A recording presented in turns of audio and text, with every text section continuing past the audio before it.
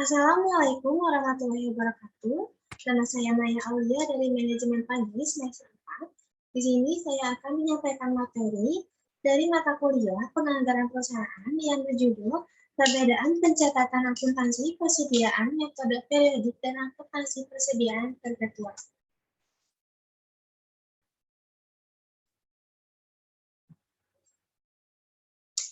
Sistem pencatatan berguna untuk menghitung nilai dan mencatat persediaan yang diperlukan setiap perusahaan.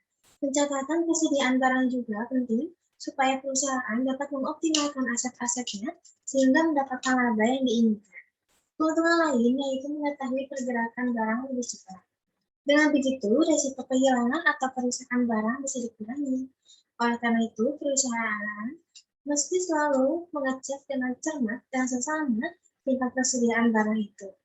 Ada dua cara pencatatan persediaan yang bisa dilakukan, yaitu metode perpetual dan periodik. Sebelum kita ke perbedaannya, kita harus tahu dulu apa itu metode perpetual dan apa itu metode periodik. Yang pertama, saya akan menjelaskan tentang metode perpetual.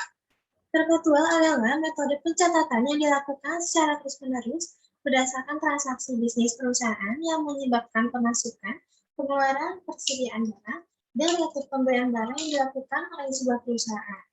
Metode ini disebut juga metode buku karena setiap persediaan barang masuk dan keluar selalu dicatat dalam pembukuan.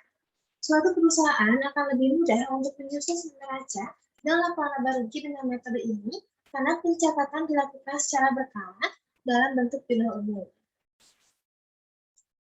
Setiap perusahaan bisa mengetahui persediaan sebenarnya dengan mudah, sehingga perusahaan tidak perlu melakukan perhitungan fisik pada persediaan yang tersisa atau untuk menjamin keakuratan pada pencatatan agar bisa mengetahui jumlah persediaan barang akhir. Barang-barang yang bisa dicatat dengan metode ini adalah barang dengan nilai jual tinggi, serta barang yang mudah dicatat pemasukan dan pengeluaran dalam gudang, seperti mobil, furnitur, dan peralatan rumah. Di sini ada contoh jurnal metode perpetual dengan nama akun persediaan barang dagang di debit. Yang kedua ada metode periodik. Metode ini bersifat sederhana dan mudah untuk dilakukan karena pencatatan tentang pembelian dan penjualan dibedakan sama-sama. Lihat pada tabel jurnal umum ya. Catatan atas laporan keuangan tentang pembelian dicatat dengan mendebit akun pembelian dan mengkredit akun kas atau utang. Sedangkan pencatatan atas penjualan dicatat dengan mendebit akun kas atau piutang dan mengkredit akun penjualan. Perusahaan yang menerapkan metode pencatatan periodik akan lebih sulit untuk mengetahui jumlah persediaan dalam waktu tertentu. Perusahaan hanya mengetahui jumlah persediaan pada akhir periode yang disebut dengan persediaan barang akhir dengan melakukan perhitungan fisik pada jumlah persediaan barang akhir. Barang-barang yang dapat dicatat dengan metode ini adalah barang dengan nilai jual yang relatif lebih murah, tetapi penjualannya sering dilakukan. Penyesuaian akhir periode dilakukan dengan menutup persediaan barang awal dan mencatat persediaan barang akhir yang telah dilakukan perhitungan fisik. Penentuan saldo akhir pada metode pencatatan periodik bisa dilakukan dengan perhitungan, yaitu penghitungan nilai fisik persediaan dikalikan dengan harga pokok penjualan pada satuan barang. Harga pokok penjualan diperoleh dari data persediaan barang awal dan data persediaan barang akhir. Perbedaan metode perpetual dan periodik. Seperti yang sudah dijelaskan sebelumnya, perusahaan yang menggunakan sistem persediaan periodik akan mencatat pembelian barang dagang dengan mendebit rekening pembelian yang merupakan rekening sementara untuk mengumpulkan seluruh harga pokok barang yang dibeli pada periode tertentu dan pada akhir periode rekening ini harus ditutup.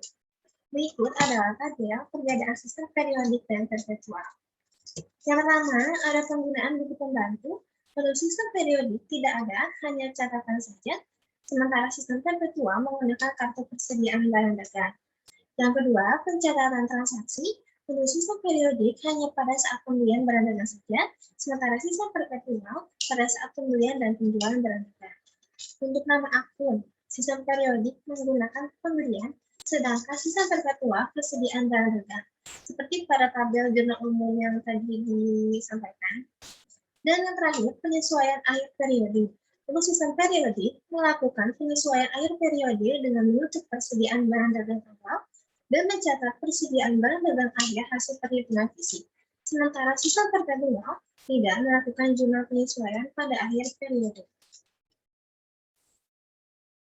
Oke, setelah mengetahui perbedaan perpetua dan periodik dalam hakikat akuntansi, tentu akan mempermudah untuk memahami tentang berbagai kegiatan akuntansi dan laporan keuangan perusahaan, yaitu termasuk cara membuat laporan keuangan dan pencatatan dalam tulis laporan keuangan.